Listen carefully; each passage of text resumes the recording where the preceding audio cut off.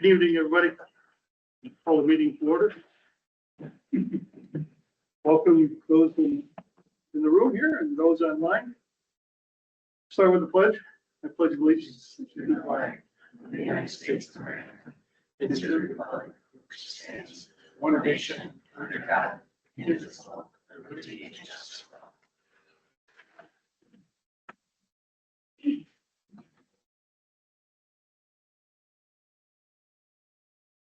Okay, with that, Kevin, I'm going to turn to you. I'd like to ask for consent motion for item 1.03. On the recommendation of the superintendent to approve the September 8th, 2025 regular board meeting agenda. Second. Any questions on the agenda? Okay, all in favor? Aye. Any opposed? So, I'd like to ask for consent motion for item 1.04. On the recommendation of the superintendent to approve the August 18th, 2025 regular board meeting minutes. Second. any questions on the minutes of August 18th? Regular board meeting. All in favor? Any opposed? So, And I'd like to ask for consent motion on item 1.05. Upon the recommendation of the superintendent to approve the August 29th, 2025 special board meeting minutes. Second. any questions on the special board meeting that we held August 29th? All in favor? Aye. Any opposed? Yeah. So as we get to the student body report, I want to welcome Jonah Levy. Thank you for joining us. This is the first time we have ever had a student representative sit here with us who's going to participate in discussions, dialogue for almost everything we do. And welcome. I really appreciate the fact that you're here. We look forward to your insights. And keep us honest, would you please? All right, good. Thanks. With that, I'm going to turn it to you, Mike, and Jonah first. Yeah. Or you want to? So Joni, you want to take it away? Right, we'll start with the elementary school, I believe. With, no, we could skip right to. Okay. Just focusing on middle school, high school. Okay. Opening. All in all, school year has gone off without a hitch. The new cell phone policy, I believe, was expected to be met with a lot more opposition. But it has, from what I've seen and heard and talked to people about, been accepted very widely. Couple of highlights, sports seasons getting started, gone very well. The musical, we're doing Newsies this year, is starting. Yeah, it looks like it's shaping up to be a very good year academically, athletically for Geneseo. Great, thank you. And I did mention, I'm not sure what the schedule is going to be, but there's Jonah Levy and Allison Fowler are the two representatives who will be giving us reports on occasion. Yes. You're going to alternate, or how's that going to work? There will be some when we will both be here. Okay. I believe she had a soccer game tonight, so she couldn't make it. All right, good. Thank She you. is at a soccer game. And before we move on, I wanted to say, I met with Allie and Jonah on Friday, and we discussed what the role of the student rep really is all about. Keeping you guys honest is number one. But being the liaison, really, that's the main goal for you guys to hear what's actually going on in the school from the student perspective. They're representing the student body as a whole, which I think is really important because the students need to have a really important voice at this table, in my opinion. And so on the one hand, they're going to be reporting out about what's going on in the school. On the other hand, they might bring some information to the board saying, hey, why can't we look at doing things a little bit differently in area XYZ, whatever that might be. There may be some questions that you guys have, they'll give to Jonah and Allie, and they'll go back and survey the student body and get that information or get the insights and perceptions and bring it back to you guys. So what we talked about doing was, since they're the ones that are elected and sitting at this table in terms of being a student representative, we want them, on the one hand, to focus on middle school, high school, because that's what directly they're representing. But we want the elementary voice to come to the table as well. So I've been working with Christy on what that looks like. We had a discussion today. There are times where elementary students do really like coming and giving updates. I've heard from the past that you guys love hearing the updates from the elementary students. So it's gonna be a mix each month of either Ally or Jonah will give a report out on what's happening K-12 across the buildings, because there'll be some student liaisons that will work with Ally and Jonah. And then there'll be other times that they'll come, we're thinking maybe quarterly, if that's okay with you, that we'll have elementary students here shared some updates on what's going on directly at Geneseo Elementary School. But I wanted to open it up to you guys. It's your meeting. I wanted to see what you guys thought, what you wanted, in the direction that we could provide. So. I think you're good. Yeah. Yeah. Yeah, I think that sounds wonderful. Love to hear quarterly updates from elementary students. Yeah. They did some fantastic things last year, so. I like the ideas that they bring. And the energy. Yeah. Fresh ideas. And then Jonah, I do know that proud mom and dad are here too, so. All right, any other questions or comments for that? Thanks for being here. Welcome. Thank you. Do you have presentations tonight? Any- I have a report out, yeah, from kids to me. But no No direct presentation. administrative updates? None? None tonight? None tonight. Superintendent's report? As Jonah mentioned, it's been a great kickoff. We started the kickoff not just last week, but the week before that. The week, as many of you guys know, we had two great events, one focusing on our 7 to 12 population and the other from K to 5. And so organized by our building administrators, they did a wonderful job planning, bringing food trucks in, community organizations, allowed for students to walk around doing a meet and greet. All Megan? No. All Megan, okay.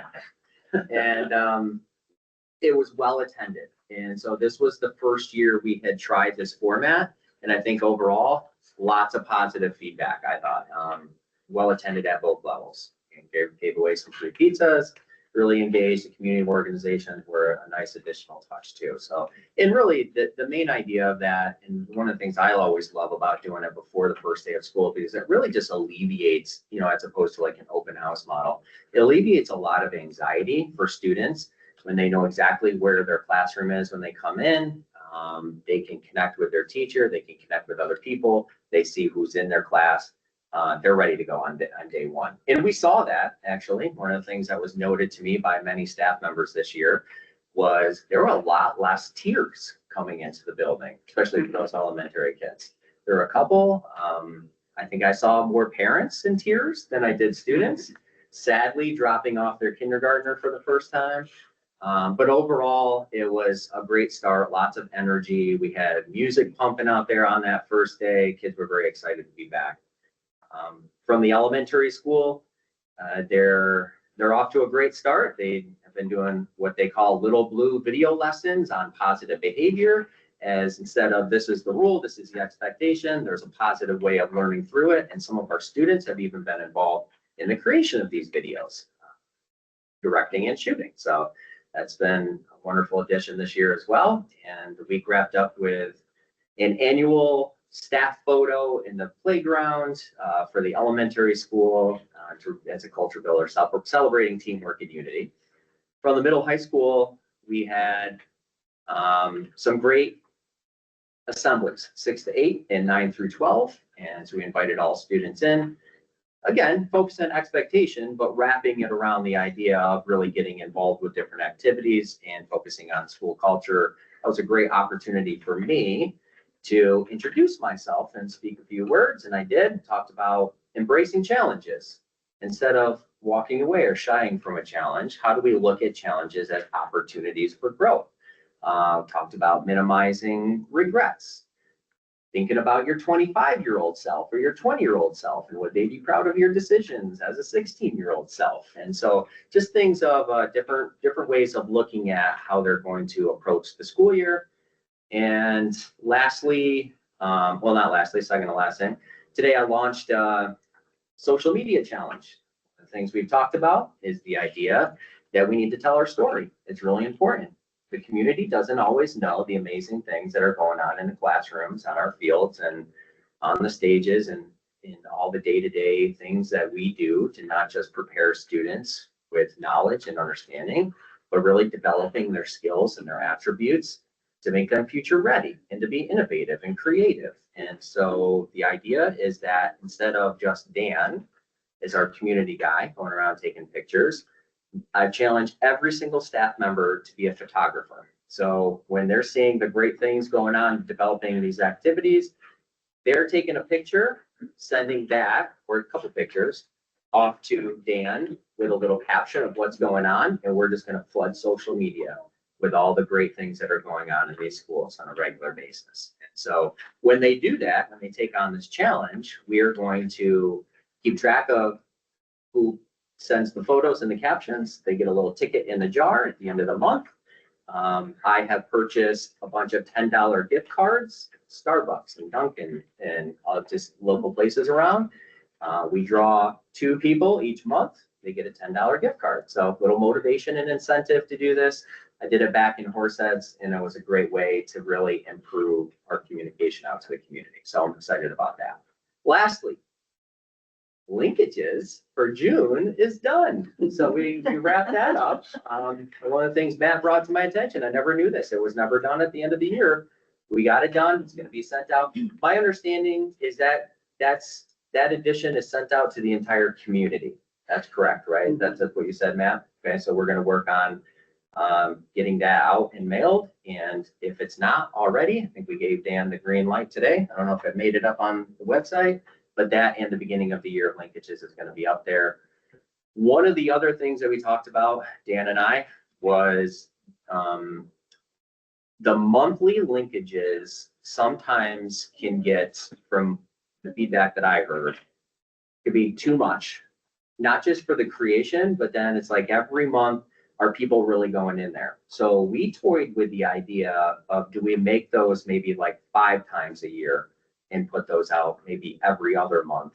Would people be more likely to dive in and look at it? And that way we're not always searching for content put in there as well, and become more natural and organic on what's happening across the district. So I'd love the board's opinion on that. And that wraps up my presentation. Okay. Updates. What do you guys think about the linkages? Opinions, no? Okay. So I think some of the feedback that we had gotten from community, our website is not exactly user friendly. And a decent portion of our community doesn't engage with technology. And so it is important to reach a large portion of our community through print. What would you say? I think print is still a really good idea. Can you back up to what you just said about the June one going out? That's being mailed out to everybody. Right, but The graduation. is it not typically mailed out to or is not every linkage mailed out to everybody, I guess? It had, so, You know, now that my kids are graduated, I'll be Yeah. honest with you, I lose track of what I get and what I don't get. yeah, so we had transitioned to, like, there was a linkage every month. Right, Digital. right. And we were doing twice a year, we were doing print. Print and mail. And the June was one of them, And then And the budget. and the budget is the Yeah. other. I think you need to do more than that. Than those 2, I do. I mean, I think that maybe the every other month thing works. I know other districts around have gone from the every month to the not necessarily every month. But I do think, I worry that the only time people are getting a printed something is the budget. And then, the year's over, here you go. I mean, And the Matt's right, calendar is another thing people that's- like it in their mailbox. I mean, they do. So the other thing to consider, and I'm indifferent, whatever you guys want to do, we'll definitely do, is the cost of all the Right. mailings. Right. And I think even beyond that, the amount of time it takes. Alina could, So can you put a proposal together for frequency Mhm. and content and then some give different us a little options. better, Yep. ability to kind of weigh in and make some decisions? Yeah. I mean, Like, I agree with frequency, and I agree with, getting out there as much as we can in print and in digital. Let's look at the cost, the frequency, and judge from there. Yeah. when, what you just said, was it print? Were you thinking print every other month approximately? He was thinking digital. Or digital? Yeah. Okay. So making like a September, October linkages, November, December linkages, and so on and so forth. And then- Where we would continue to mail the ones that we wanted to mail. And then the other ones are not just put on the website, but they're blasted out through Parent Square as well. So everyone in the school community would receive that, and we also put it up on Facebook for the larger community. Be able to see that as well. Okay. So, but I'll create something. Yeah. Oh, for more information. Absolutely. We'll come back to that. Good idea, so. Oh. Anything else? No? Okay, Thank you. all right. With that, we turn to community relations. We have two signed in to speak. Nicole Livingston, Lisa Hill. Nicole, do you want to go first? Yes. Okay, the floor is yours, yes.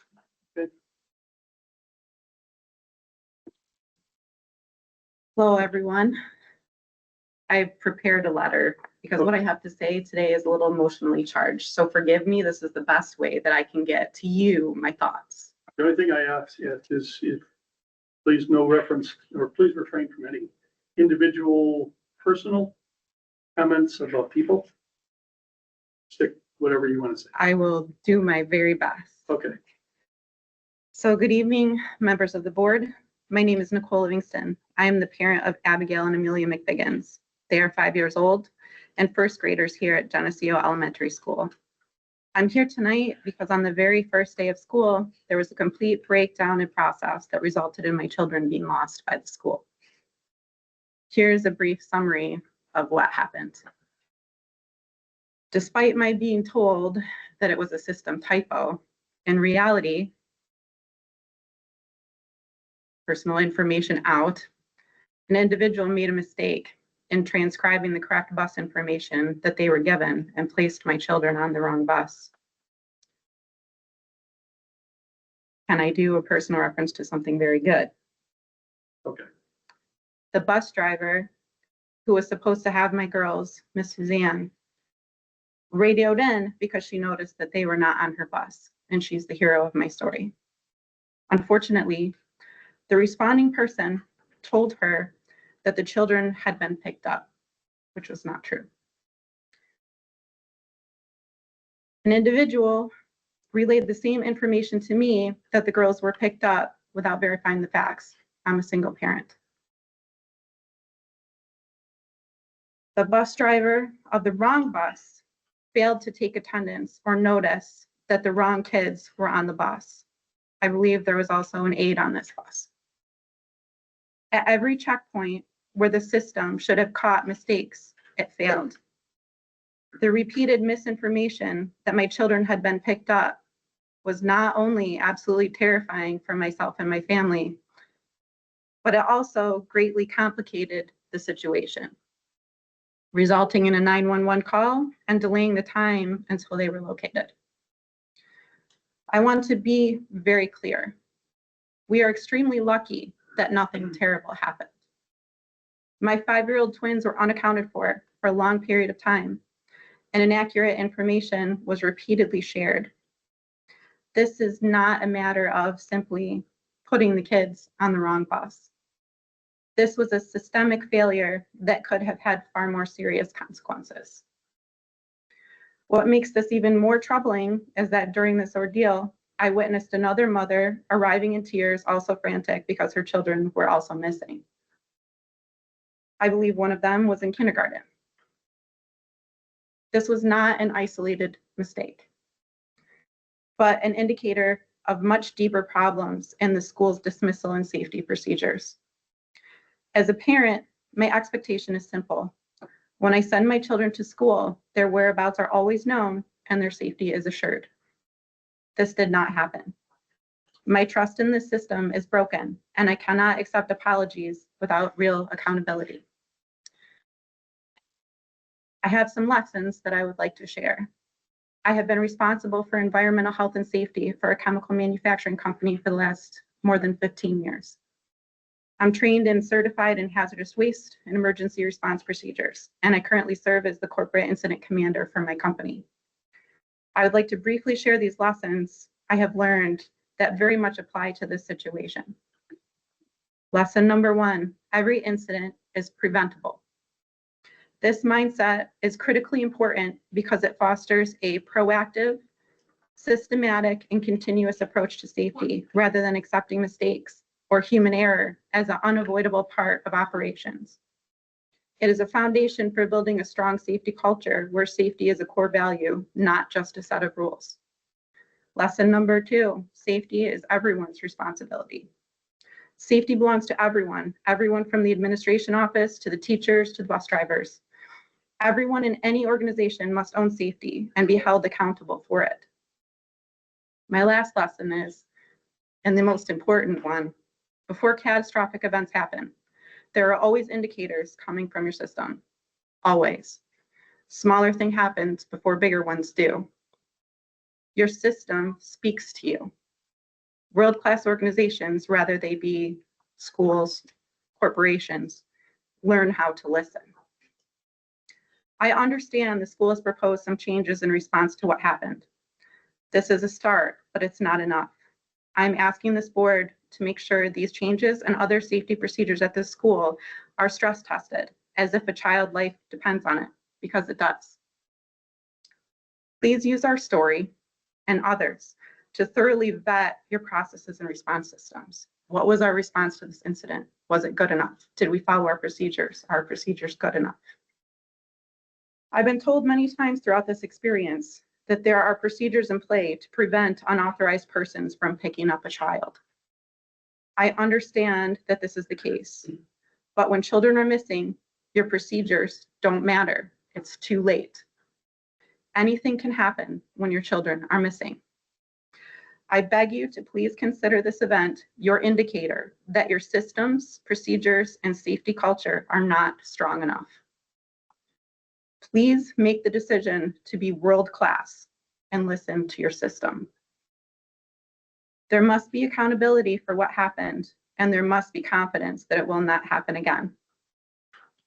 We were lucky this time, but luck cannot be the safeguard for our children.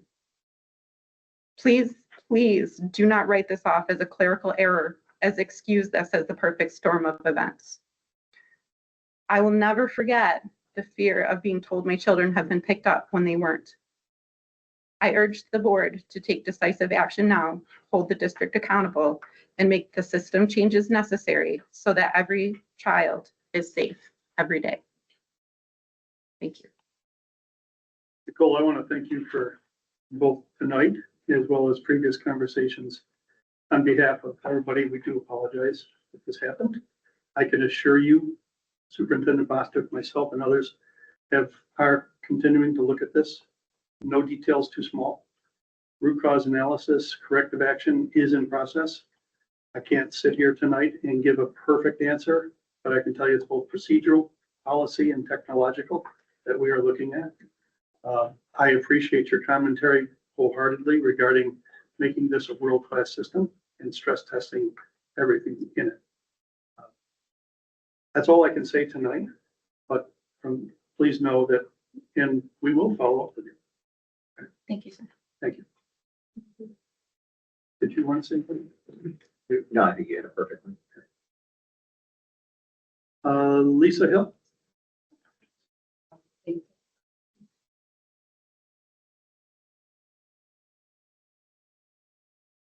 Hi, my name is Lisa Hill. I'm the parent of a first grader, Caroline. I'm actually here to talk about the situation that Nicole just discussed. And the overall impact that I'm seeing from this occurring. Just a little background, I work in artificial intelligence, information security, and risk management. I'm a certified risk professional as well as a cyber resilience professional. That has nothing to do with anything except that I am very well versed and educated in incident response and crisis management as well as risk management. It's my job. I think that matters here because when we boil down what happened to Nicole and her family at the most basic level, if we take all of the emotion out of it, which is hard, really what happened is a serious incident. The process and the procedures that should have been in place to minimize the overall impact of such a thing happening failed, and it failed really big. Where I become even more concerned as a parent is that this whole situation really surrounds time, right? Today is Monday, it's a week after this occurred, and not a single communication has come out to the community and the parents. I just watched Mr. Bostwick talk about how everything was wonderful the first week of school. I've seen many social media posts, many things from teachers saying it's excellent, and it was fabulous. My daughter is so happy here. But I would have expected something to come out to the parents, something to say, hey, there was a breakdown and we're figuring it out and we're working on it. I stayed up every night last week thinking about how Nicole spent 10, 20, 30 minutes thinking that her children were kidnapped. I will use the word kidnapped. She didn't, but I will, because she didn't know where they were. And administration told her that they were handed off to somebody that didn't exist. I just want you to think about that for a second, the fear that it would put in you, not your kids on the wrong bus. That's a problem, but your kids were given to another person that doesn't exist is a kidnapping. That is a parent's worst nightmare. That's worse than losing them in the mall. They were handed off to a parent that doesn't exist.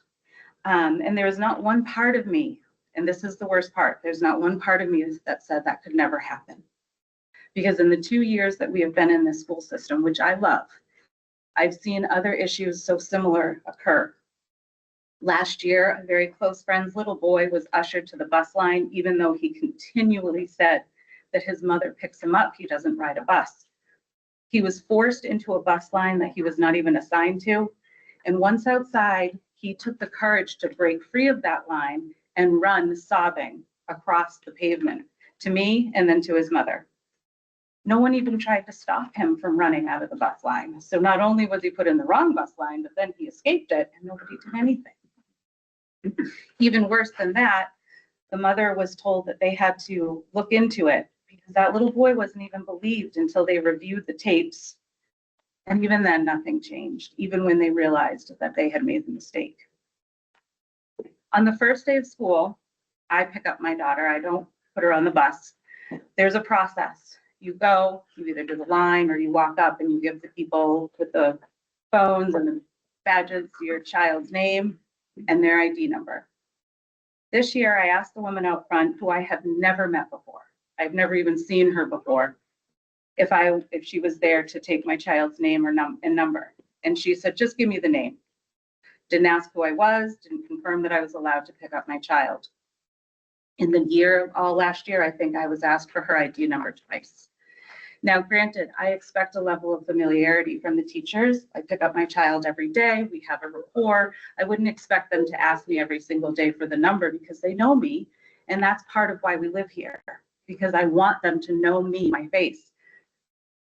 But I've never met that woman before. I still don't even know who she was. So for several minutes, Nicole thought her girls were gone, and I never thought to myself that it could never happen, and that's really scary to me. But worse than that, it could be worse than that, I've been waiting all week for the school to issue a statement or a response to say this week was wonderful, that there was an incident that highlighted some gaps in our current procedures. We know there was a breakdown. We're conducting an investigation. We've identified that these balls are dropped and we're on it. We're doing the research. We have a process for this. Frankly, in incident response and in risk management, the very first thing that you do is you contain the issue. That didn't happen. The next thing that you do is you isolate where it went wrong and you start to review. You're saying that is happening, but I would like to see it. One of the things that I advise my clients who come to me as an expert is to always find out what the notification procedure is. What did they do when there's an incident? How fast do they tell you? How do they tell you? Because knowing what's going on is part of how you respond. This is not just an incident that happened to the school. It happened to Nicole. It happened to that other mother. It happened to other people that may want to speak. It happened to that little boy last year. This is our incident, and we deserve to have some type of notification process. If Nicole hadn't reached out to her mother's community and said, hey, this happened to me and my girls, and I feel like people should know, I wouldn't have had a moment to use it as a learning opportunity for my child. I had an opportunity to sit with her and have a discussion about what to do if something goes wrong in the process that we've shared with you and we've educated you on. Unfortunately, because I've lost trust in how that process works and the communication from the school, part of that discussion with my daughter was that teachers are not always right. And if you feel like it's wrong, you plant your feet and you say, I want my mama. I want my mama. I want my mama. You do not move. You do not get on the bus. You do not get in the car. You don't do anything because your teacher might be wrong. You have to trust you and you have to trust me. I think my concern is for accountability. My child will never ride the bus here until she is old enough to stand up for herself, but also until I feel that she will be heard. The lack of transparency from administration and letting parents know when issues arise and what they're doing to solve those issues is truly my greatest concern, because that's just part of what we expect. It's hard to trust a system that will not declare when it's broken and stand up and say, we're going to fix it. Accountability and admitting mistakes is just so paramount in character. And that's one of the things that you guys are trying to teach our little ones. In normal incident response, 24 hours, the stakeholders of the process, which is us as parents, should be notified of something. You have robbed us of the opportunity to take these incidents and turn them into conversations with our children. And I would like to request that a formal review of the current process used to release kids at the end of the day is reviewed, as you say it is, but I would like it to be available to parents. I feel like we need to understand what your procedure is, what went wrong, no names, we don't need to, accidents happen, but I would like to know who is reviewing it, what is happening, and what is being put in place that does not depend on human decision-making. I feel like parents should also be participating in the solutioning. And from a technical standpoint, one of the things that I always talk to my clients about when we're talking about exceptions, incidents, and issues that arise is the response. If the only remedy that you have is to retrain, you're just teaching people to do the same thing that didn't work the first time. And you can't use humans for everything. You have to have some type of fail-safe in place so that it's not just on people. Right, Charlie? Thank you for giving me the time to speak. Thank you. Thank you. All right.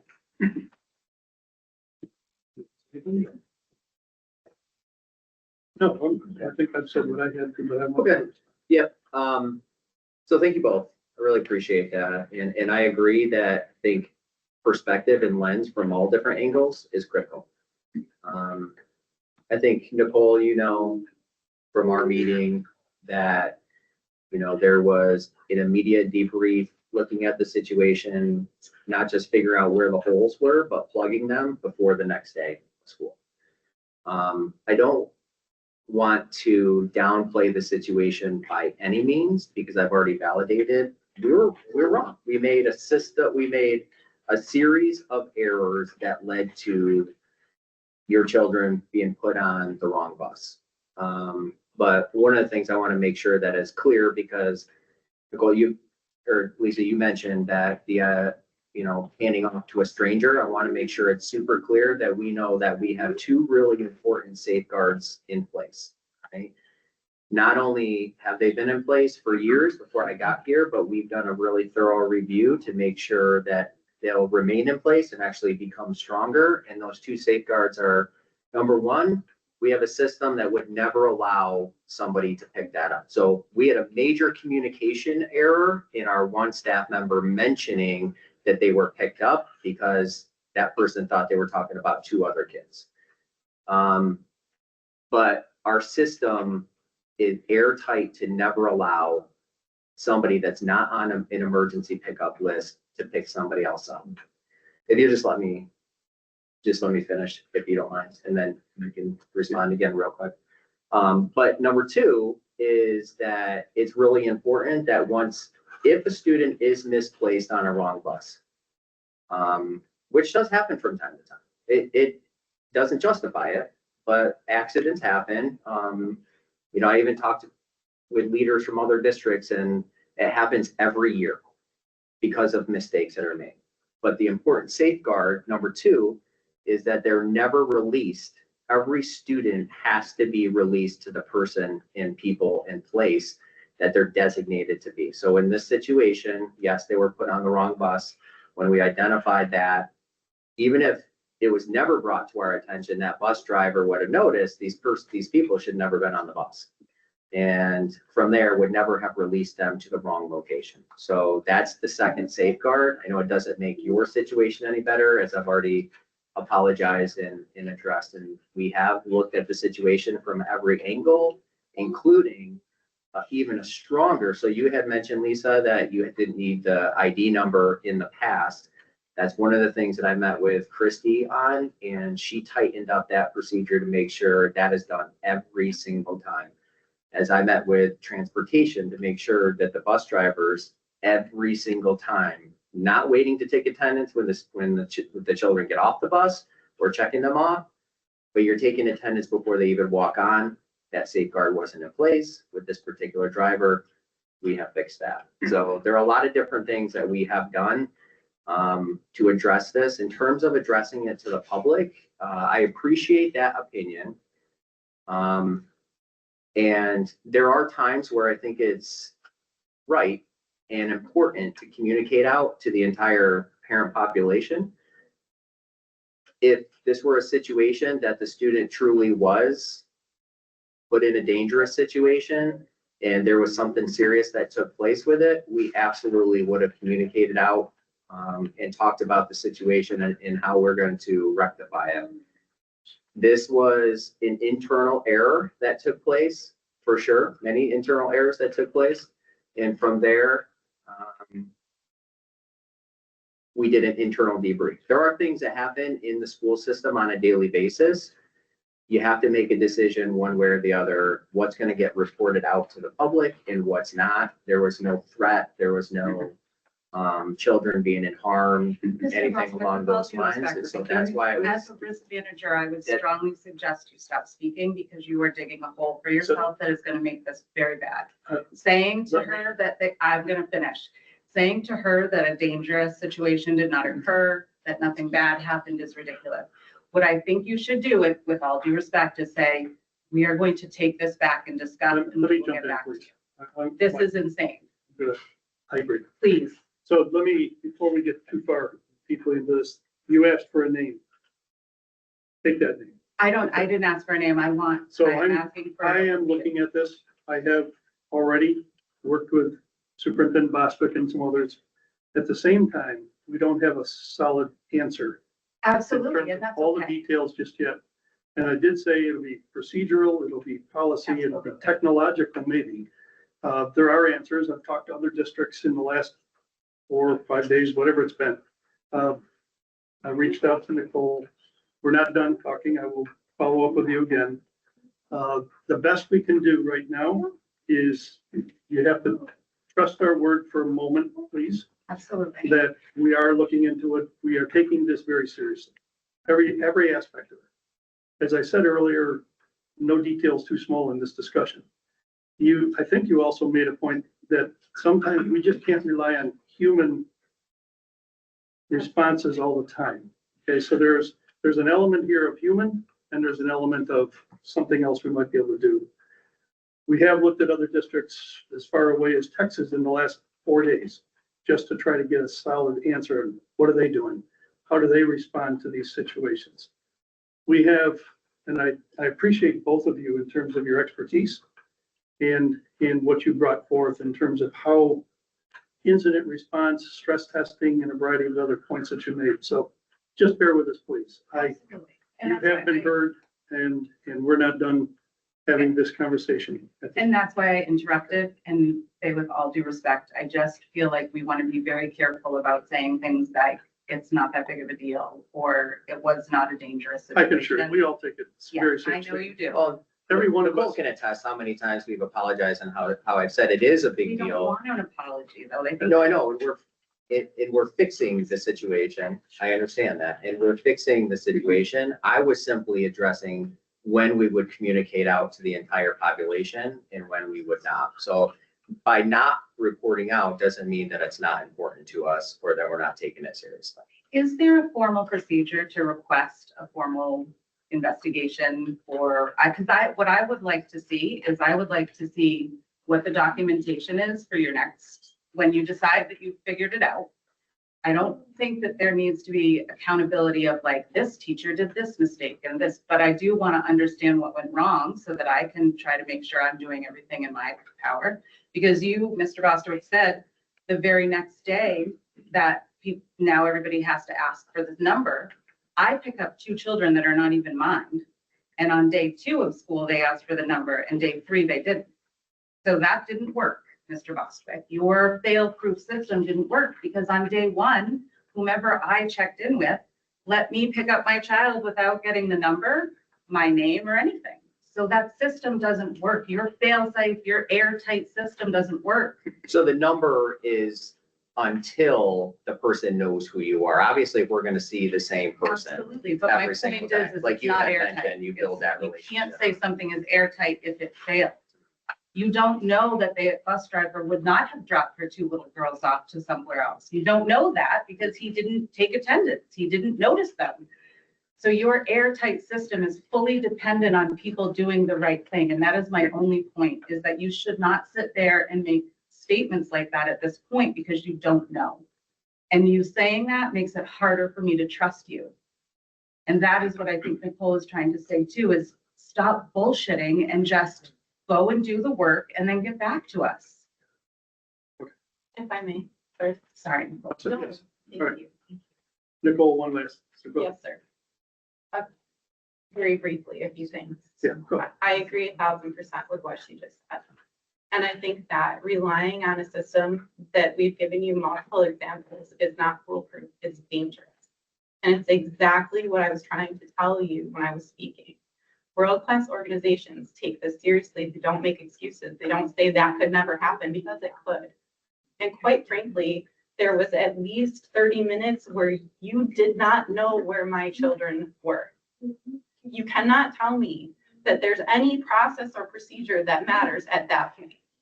And you can't tell me it's foolproof because in my story alone, and I know that I don't know everything and I left some things out for your request.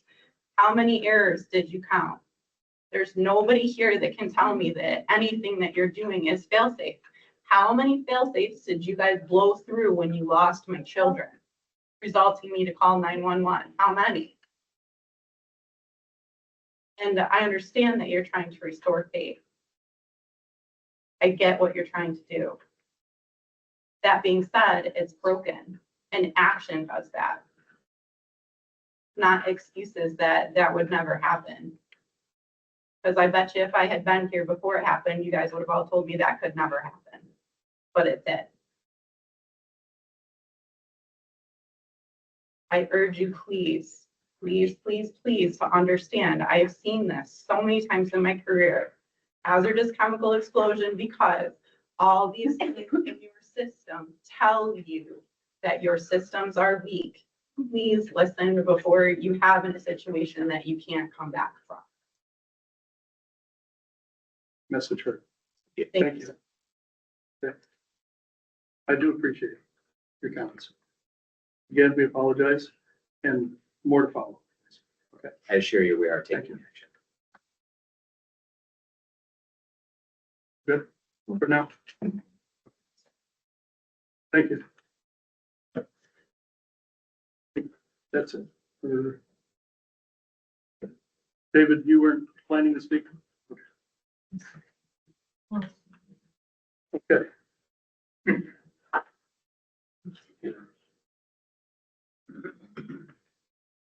Committee reports, okay. So Matt, the finance audit? Yeah, finance audit met, this evening. From an internal controls and risk management perspective, we were looking at, recommending the development of mileage reimbursement policy. So, anything we're working on to you, Kevin.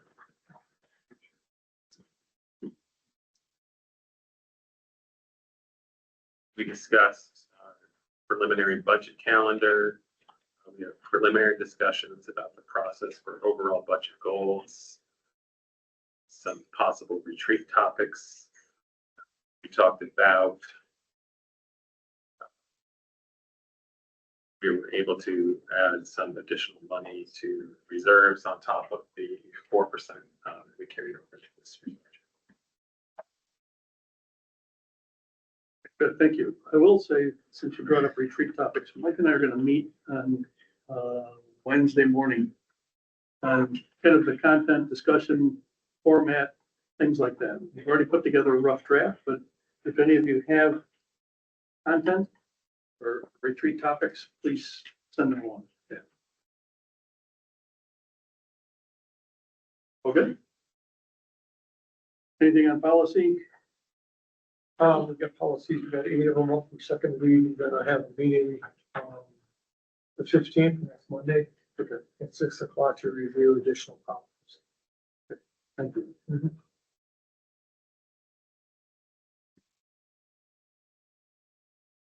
Megan, anything on GCEF? First meeting is next Thursday. Okay. Thank you.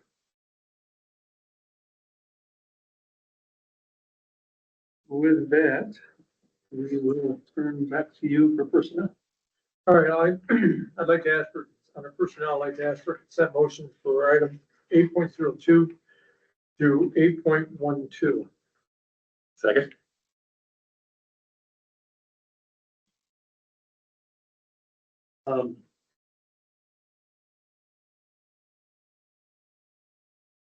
With regard to the personnel, I do want to specifically call out item 8.12.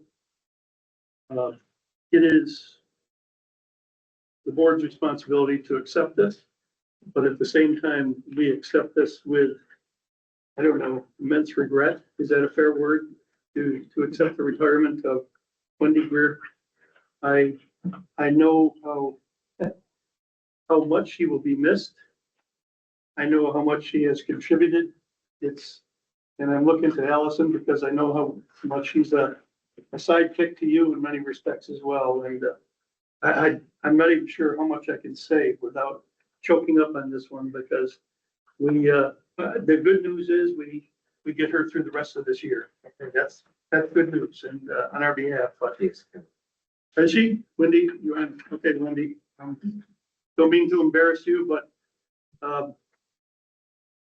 I wish we could reject this. But You can. But you know that,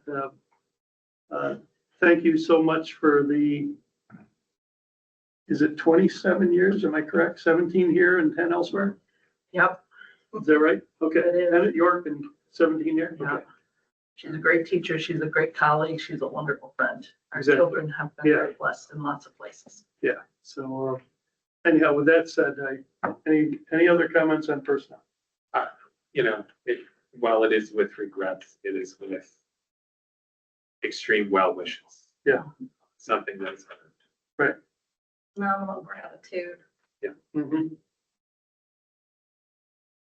just wish her, just extremely grateful that we get her for the remainder of this year, and just wishing her extreme happiness in her next endeavors.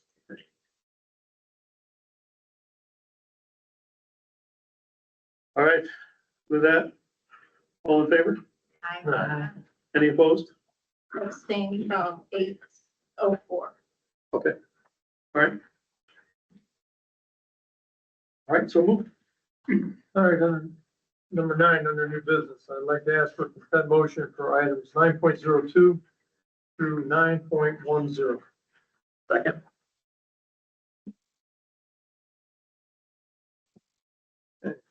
See, first new policies.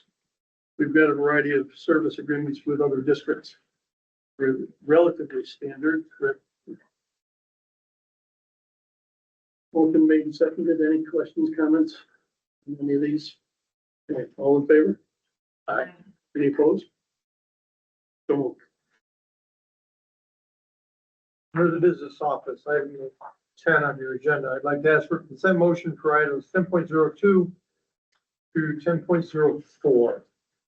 Second? We'll certainly thank the Rotary for their donations to various organizations here. That said, any other comments, questions on check warrants, budgetary transfer and so on? I'm sure you've talked about these in finance. All in favor? Aye. Any opposed? So moved.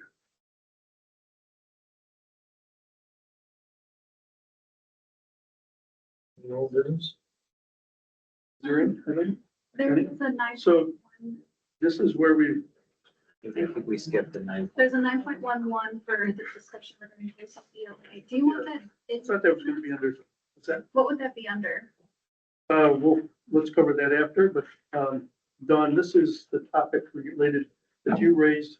We just want to have an open discussion on, so I'm gonna turn to you in a minute relative to your, bringing it to our attention of taking various classes at BOCES relative to here. So let me just defer to you.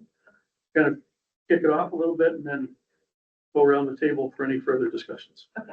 All right? So did you want me to? Yeah, yours. Forgive me because my allergies or a cold or something is raging. And I was writing this under a lot of medication. So, I do want to say that as elected as a board member, and I know that I speak on behalf of everyone here, our focus is always on the well-being, and the education of all of our students. That's always our first priority. We do what is best for kids. And so the purpose of this discussion is basically to ensure that we're offering as many options and choices that we can for our students to earn, not just career and tech credits at BOCES, but to also earn academic credits, because those are available at BOCES, obviously, as well as here in the district. We just kind of want to expand on those. As some of you may be aware, GV BOCES career and tech programs at the May Center campus offer lots of different options for all students from all of our surrounding districts. And BOCES works collaboratively with Geneseo to, welcome students to the career and tech programs there. We also have alternative ed and special ed ITP programs for the students. But I want to focus mostly on the career and tech programs and the opportunities that are within those for students to gain some academic credits. Excuse me. And this by no means is saying that the credits that are offered here are not worthy. I do want to say that I'm looking at this thing that I scribbled all over the place. We know that Geneseo students get a high quality education. That is, we have the data to prove that. And this is by no means suggesting in any way that Geneseo isn't offering the best credit that they can offer. And I actually have seen and heard from students and parents that there are a lot of very high quality courses for these students, some advanced, some meeting students right where they are, to prepare students for different types of careers after graduation. So some of our career track, and I say I'm sorry. For those of you that don't know, I teach at Genesee Valley BOCES in the career and tech program. I'm the science consultant teacher. I teach push in science, where I go into programs and work with students as far as things when they need science content. And I work within the programs, and I also have pull out students for those that don't have the credit for science embedded in the program. If anybody has questions about embedded or not embedded, I'd be happy to answer those. But right now, our career and tech programs offer ELA 12 credit, science credit and math credit, because Geneseo requires 4 years of high school math, as well as obviously ELA, and science. So let me get my thoughts here for a second. So how kids get signed up for these academic credits is the high school guidance counselors, meet with the students, talk about their programs. If they are choosing to go to a career and tech program, they can look and see what embedded academic credits are within that program. That means that the standards are aligned just as they would be in a district course. They are aligned with next generation reading and science standards. They're aligned with math standards. They're aligned with science standards. So basically what's happening there is students can opt in to earn that academic credit at BOCES if their schedule does not allow them to earn the credits here, because they're at BOCES for half of the day. If courses are offered here, when they're at BOCES, they obviously can't take that course. So they give lots of options to students. And Geneseo is very, they always utilize our science and math credits so that students can meet those graduation requirements. And it's a very rigorous process at BOCES of how these things get approved. It's the same exact standards for all the different academics that it would be in school, if that makes any sense. I'm kind of rambling. So this discussion basically is about choice. So for a reason unbeknownst to me, a parent asked me, what I knew about why Geneseo Central School only allows students to get their ELA 12 credit here in the district. And like I said, BOCES offers ELA 12 credit within every one of their CTE programs. And I said, I didn't know anything about this. So just investigating and, thank you to the teams who participated in the response for that, basically stating that, and I want to get this right because, let's see here. I'm in the spot where I probably crossed it out.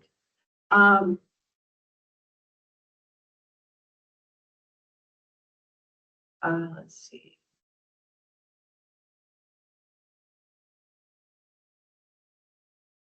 So staff and admin informed us that they place high value on their in-house ELA program and believe it's important for students to take English 12 at GCS, as it serves as a hub for many of the in-school activities and clubs and keeps students involved in these activities.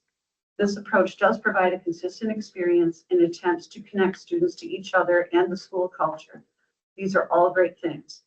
But if students have a choice, what would they decide for themselves? I guarantee that there would be kids that would say, absolutely, I want to be in the ELA 12 program this year. I also know students currently that are at BOCES that might be better equipped to maybe choose to have that academic credit awarded through the Career and Tech program because it relates directly to their program. I do want to say that, like I said, again, this is not an issue with the quality of the ELA 12 courses provided through GCS, but it is all the same standards. So much like how GCS connects students to the school culture here, embedded credits and CTE programs, also connects concepts related to students' interests based on their career choice, what program they're in. And I see these kids and they both love Geneseo and they also love their family at BOCES as well.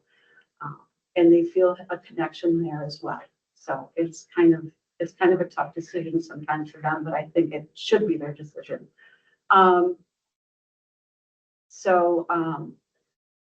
Basically like a one size fits all approach, that's not kind of where the New York State Portrait of a Graduate is heading. They really do want to offer more options. And basically, this could actually disengage some students if they're not allowed to do that and they're forced to take the course here. They're probably going to be, very upset about the situation. I'm sorry, I'm rambling and losing my voice. So we also have to take into consideration that parental advocacy is crucial in this process to guiding our students.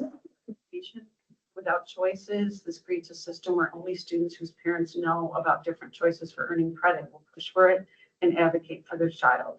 This leaves out students whose parents are unaware of the options, unable to advocate, or hesitant to ask for more information. We have to ask, how are we proactively identifying and supporting those students? So as far as the portrait of a graduate, that's what it's talking about. It's talking about more choices for students, more choices for students. You know, students can have their voices be heard. So this is what's best for kids. And that's one of the reasons why I wanted to be on the Board of Education, is to do what is right for kids. And they're always my priority, as they are for everyone else sitting here. I'm hoping that this provides some insight into all the stakeholders in our school community. I hope that this creates discussions about the options available to our students, not just within our building, but also about opportunities outside of our building. Ask questions, seek more information, be informed. The best decisions for students are made when we're all working together and students feel that their voices are heard. So that's just a little insight. Again, I'm sorry I'm rambling a little bit. Thank you for your time, and I'd be willing to answer any questions that anyone might have. Before I open it up to further discussion, you want to say anything, or? So I have actually spoken to a couple of the students dealing with this problem right now. They are very upset that Geneseo doesn't offer the English credit or doesn't accept the English credit given by UB BOCES. And from what I've heard, forgive me if this is incorrect, Geneseo is actually the only school in the area that does not accept that English credit. That's true. And I mean, that's not even necessarily a reason to just do it, because everyone else is. We do have currently, Geneseo currently has a total of 59 students enrolled in career and tech programs, 29 seniors, 30 juniors. And, you know, so it is kind of a pretty substantial chunk of the student population, I would say. I think it's frustrating, and I understand completely where GCS, the teachers and the admin and that are coming from. And they want to maintain that high achievement, that, things that really, push the students and, keep them involved in the school community. But there are some students at times that, sometimes students don't feel connections like we want them to. And we hear this all the time at BOCES, that the kids are like, I love it here, this is great here, it's smaller classes, it's, different, they're getting choices in what they want to study. And I just feel like that we need to listen to their voices, and the portrait of a graduate that's getting adopted, that is what that's all about. And I just feel like we need to represent that. Thank you. Okay, with that, I'm gonna just kind of open it up to everybody else to weigh in as you see fit. We have admin team, we have board members. I wanted to clarify for the integrity. Can all students take English, say, not all students, but BOCES students take it first grade before they go to BOCES? Is that opportunity available to them? So I think two things. One is, I think we are student centered. We do try to differentiate and offer a lot of opportunities. Like this school year, we created a college level English class, and then we also have English 12, just to differentiate amongst the students. Some students want to challenge themselves a little bit more, prepare themselves a little bit more for college. So we offer this class, and then we also have English 12 that isn't quite as demanding. Is that students have the opportunity to take English before they go or when they come back. So it's buried there. So they can fit it in their schedule. They can. Without any problem. Yep. And, it's not that we wouldn't ever look at that. It's same with math and science. If there is some extenuating circumstance of why a student may need the ELA credit embedded or from CTE, we would definitely look at that. The students I have met with so far, I don't feel like there's a legitimate reason why they need to have that embedded currently for the school year. It's more they want to leave school a little bit earlier, things like that. It is a real reason why they want to have that ELA credit embedded, so they don't have to come back here. It's an extra period that they wouldn't be in our building. It is one of the reasons why some want to leave. Some of them want to leave and go work, but we also feel that that's, being here, being part of your grade, culture, the climate. I just sat through Ms. Sholin's presentation with senior parents. They do a lot of preparation in there too, just about writings and different things like that that kids may need to have for a job interview. If they're not going on to college, they also prepare for their letter for colleges in those English 12 classes. So there's a lot of different things that they do to prepare students when they leave Geneseo as well. So, again, it's not that we wouldn't ever look at it and determine, just like we do math and science, if we need to use those math and science credits, we do.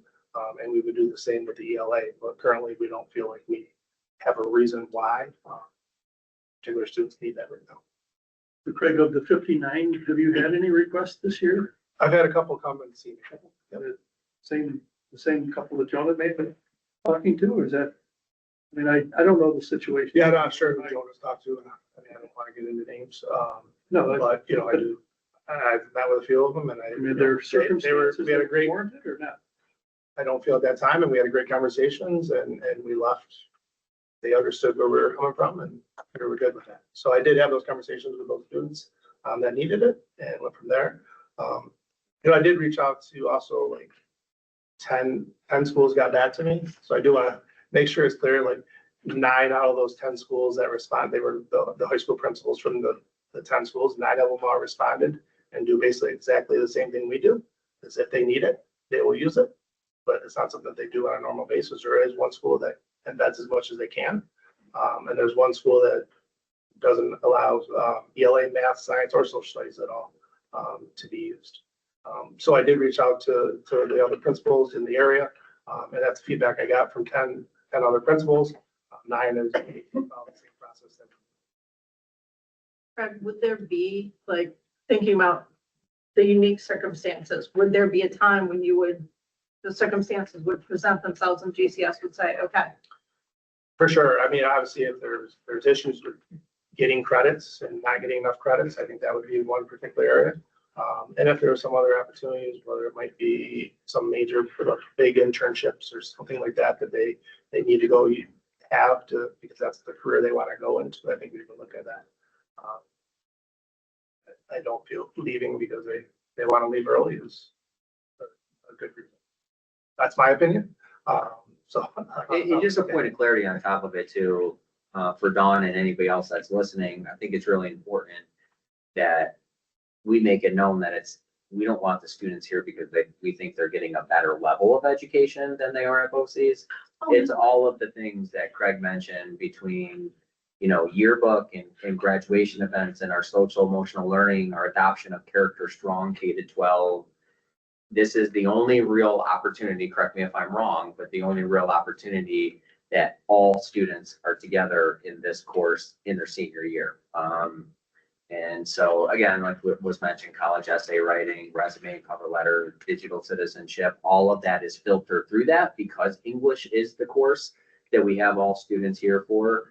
So it really is more about the comprehensive program and experiences we want to be able to provide to all students so that, like you mentioned with the portrait of a graduate, the things that we value as a Geneseo community, that when they walk across that stage, they've all had the opportunity to have those same experiences.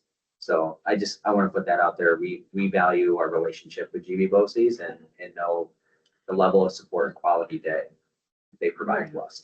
And I just want to, if there's any misunderstandings too, because I kind of sensed some too, but I think a lot of, it's not, like I said, it's not so much that we're trying to recruit. I gain nothing from this. I'm a science teacher, but we're not trying to recruit students. There is absolutely no additional cost to the district for these students to get these academic credits that are there.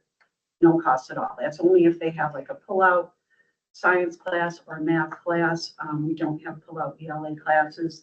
But BOCES also does all those things that you mentioned. They do internships, they do resume writing, they do interview skills, mock interviews. You know, the students are doing those quality things that are associated with their program. And it's very strong content. You know, it's the same exact standards. And they're meeting them every day when they're in BOCES.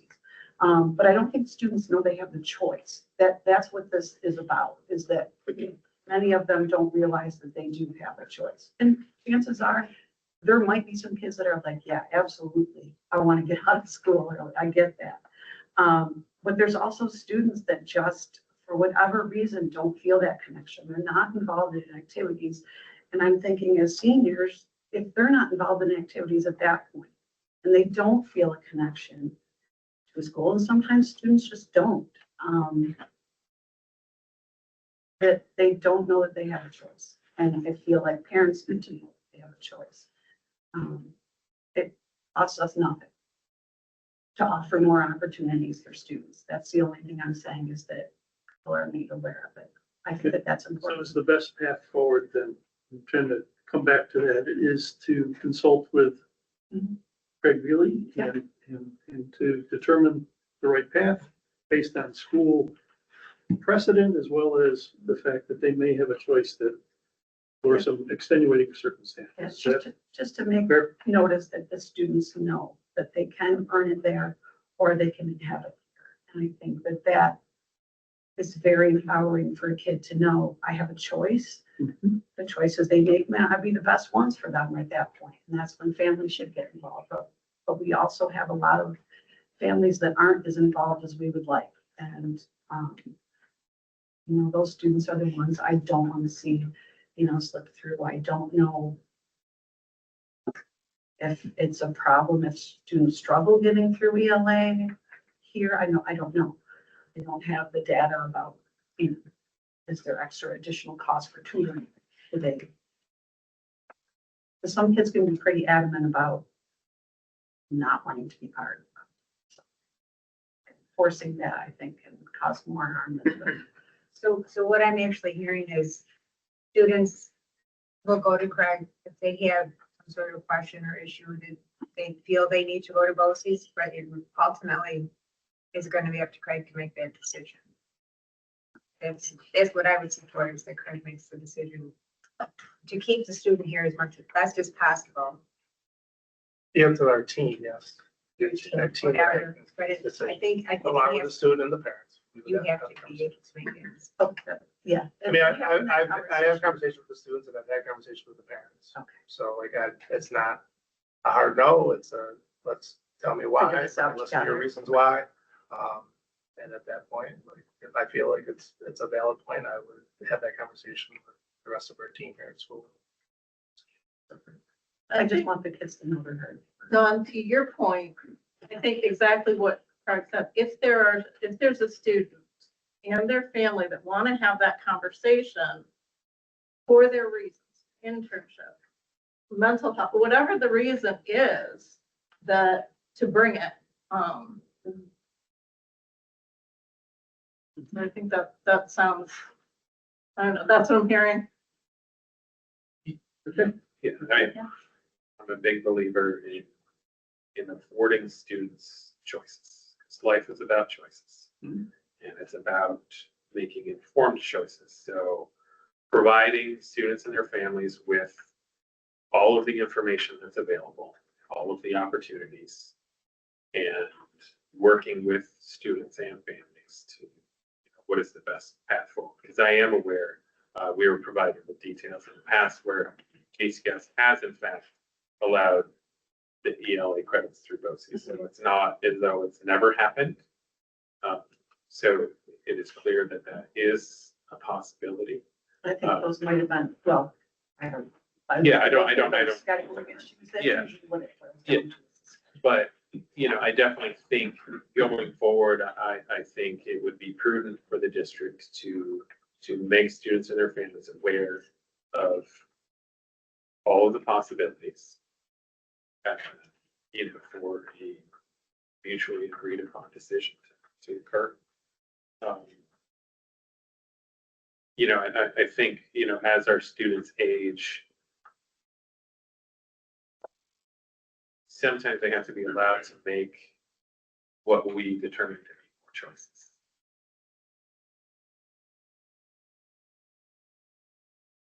Because it might be a better choice for them.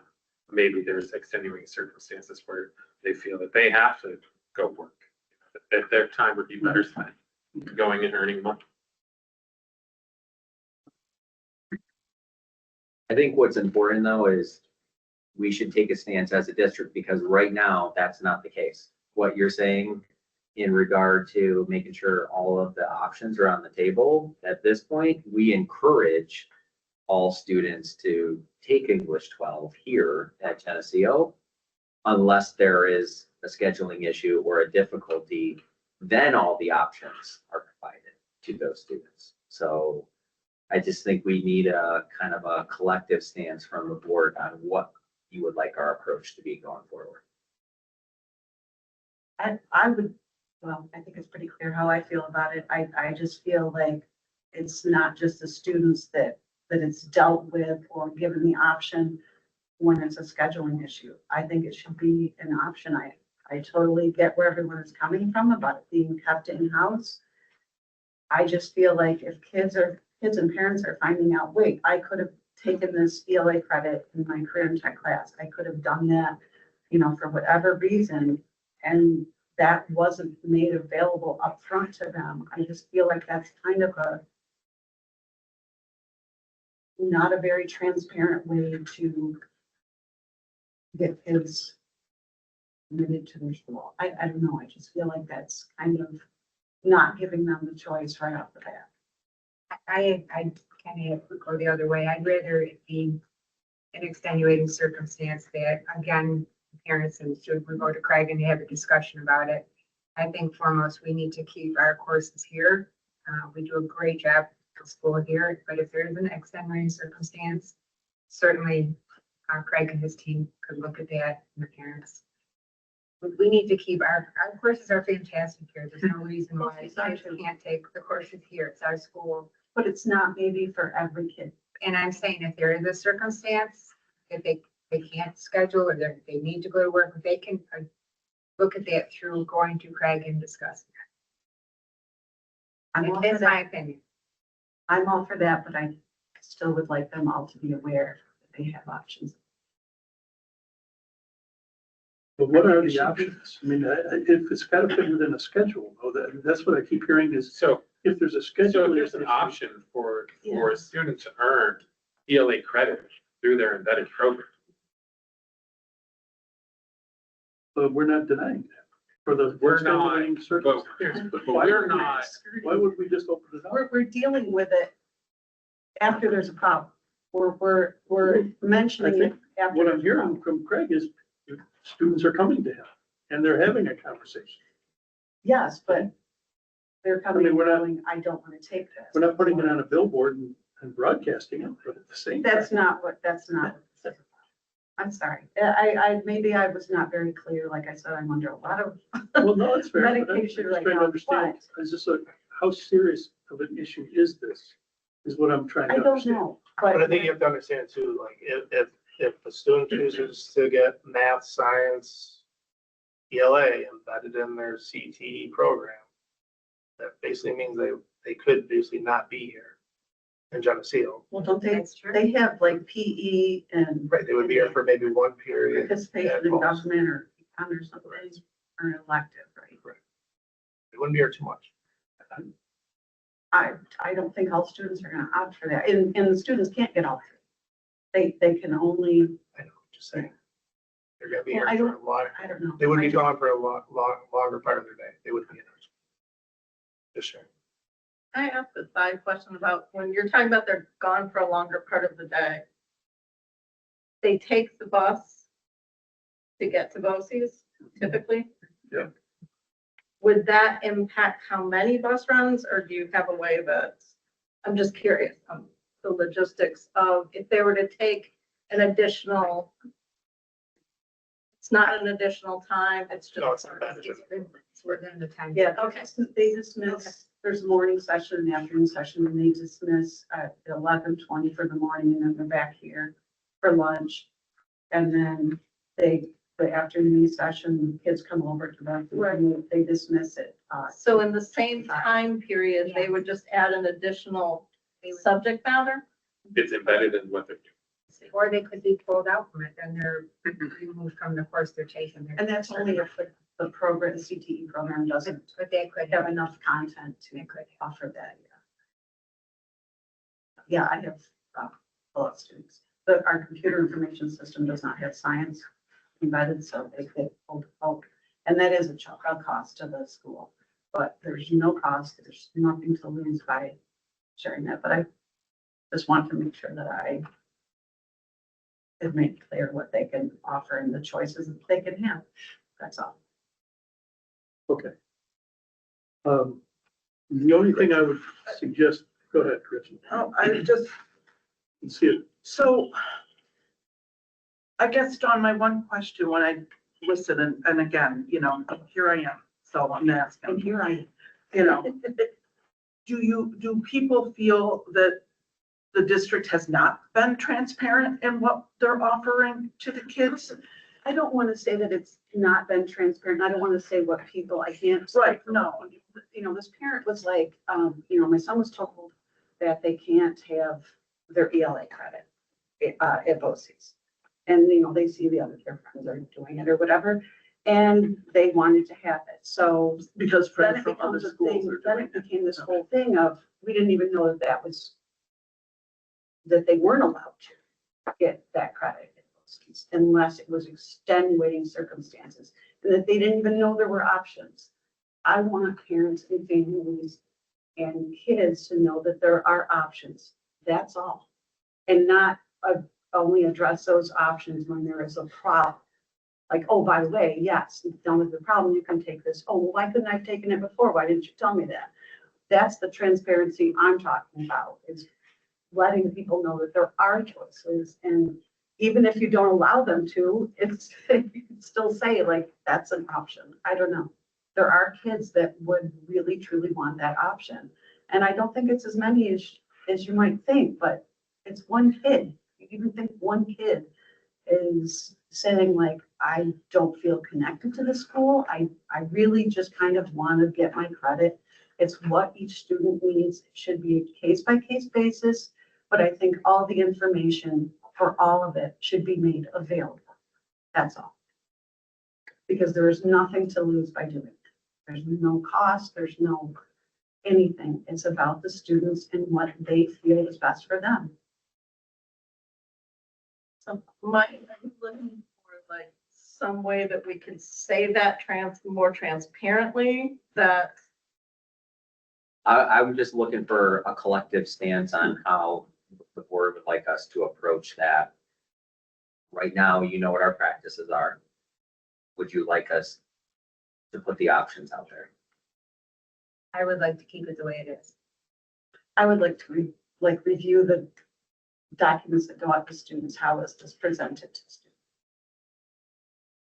Yeah, we can There collect there are that. different options and the parent tech, and I've never seen that side of it, so I would really. And again, I mean no disrespect. I am not. I have a lot of respect and I appreciate the work that goes into these high quality courses these students are taking.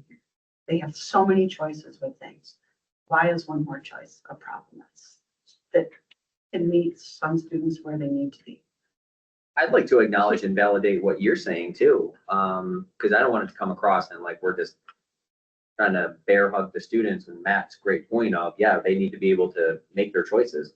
Couldn't agree more on that. But they have to know. It's just that it's not about ELA 12 from our lens. It's about what else we're trying to offer collectively for all students. And so I think we are a little bit maybe protective of I that. totally understand Not the that. English quality of the program, more everything else that goes along with it. So, but I completely respect your opinion, and as a district, we will move forward with however you guys would like.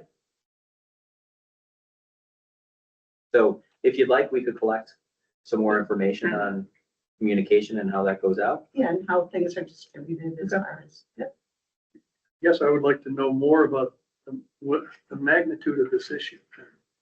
I'm hearing, I'm not discounting the fact that 2 students or thereabouts are maybe there's more that we haven't reached. I don't know that. But I think I'd like to know a little bit more about the population and what they're interested in of students. And I From just their know, perspective, and maybe Craig, if you might can look into that. And yeah, if it was Then- my child, I, as a mother, would want to know what are the options. What are all the options? Doesn't mean I'm gonna choose them, but at From- least to know that there are some. As a Yeah. mother, that would be what I would want from my child. the one piece I do want to concur with the Superintendent Bostwick about is we tend, this conversation is focusing on a particular subject matter, but at the same time, it's really about the aggregate experience that I think we're trying to convey and keep everybody included I in. think that. So I don't want to break that down, but at the same time, at least address those that are more important, the students that maybe not quite getting their voice heard. Without necessarily making it a broad board decision to do. Yeah, I guess, Mike Bostwick's question, I don't know as if this is a Board of Education decision. Right, that's, I feel as though like what we could give you advice about is making sure that you have parameters in place as far as how the decision is made, so it's not arbitrary. But ultimately, this feels like it's a building decision and a district decision, not necessarily. Ultimately, it is, but at the same time, you're representing the community, which are representing the students. So I want to make sure the way I lead is, yes, we need to make those decisions in-house, but when somebody, that's the whole idea of bringing a concern and having a system that hears voices from all over. So I don't want a system that just brings a voice to the table and say, yeah, but that's a building decision. So I Yeah. respect that, Matt. I thank you for that. And ultimately, if that's what your decision is, let us make the decision internally. That's fine, but I just want to make sure everyone's opinion is out there. That's Yeah, important to me. and it was just productive as a discussion for this. I have not, like I said, I'm not, I'm advocating for those kids that I do see and the ones that will mention something about how they connect with OCs, maybe more because they are in a common classroom with students that all have the same interests. So that creates a setting for some students, they respond to it, and maybe they don't get it home with other. And I mean, I would want every student to have a choice. And even if there's one kid that's doing something and they're like, I hate this, I don't know when I'm gonna do this, I don't know how I'm gonna do this, you know, one kid. So. Okay, I think we've gotten to the point where we've got some actions. Yep. And we'll go from there, okay? All right, thank you. Good discussion. All right, anything from your end, Mike, before I make a few last comments? Yeah. All right, you noticed in the last couple of meetings, we've added kind of just this last section here where I'll make a few comments, we can leave it for discussion, before we close the meeting. Each meeting, I'll write a few notes down just to kind of make reference to some points that I've already talked about. The first point on my list here, which is Wendy Greer's retirement. So no need to go back into that, but you've all heard that. I do want to, Joan, I want to thank you specifically for your contributions tonight and in advance of the contributions in the future, and as well as your colleague, Allison. So we'll continue to look for your input. I appreciate the feedback, especially about some thoughts on this last topic. Okay. Please do feel free to jump in at times. All right, thank you. We heard tonight from a couple of parents that, you know, we take it seriously. I can't stress enough. We did it a few minutes ago. I know Superintendent Bostwick and I have both reached out and talked directly with the parents, the grandparents and others regarding this topic. It is it's one part of this overall approach to improving safety in our district. And I don't want to discount any piece of this. The bus drivers are on the front lines of our safety net. They are front and center. They see things that we don't see in the districts. And I will not get into any further details regarding what we're looking at yet. We will talk more as a board and as a district in terms of how we can improve the safety, the security of employees, of students, and anybody who's within our network, if you would. Okay, so more to follow on that. As I said earlier, and I've said to others, I've delivered Mike a variety of notes and thoughts about potential ideas, and there's no decisions yet. So more to follow on both the finance, the economic, the legal, the technological, and the policy-related components of this safety discussion. What we heard tonight is a piece of it. It's certainly a bigger picture than that.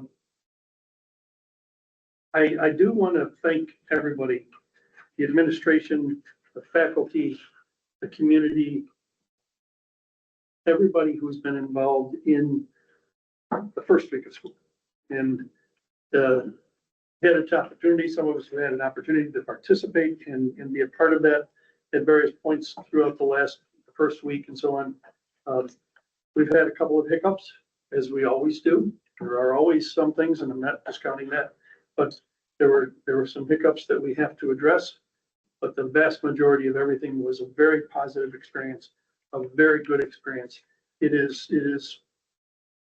really heartwarming to me to see the administrative team and the staff, the faculty, and everybody who has come together to make this as great an opening as possible. And it really did, I think, in my view, go off very well. I hope the students feel the same way. Any comments from anybody else before we begin to close the meeting? No. Matt? So I'm wondering if we could have just a brief executive session to discuss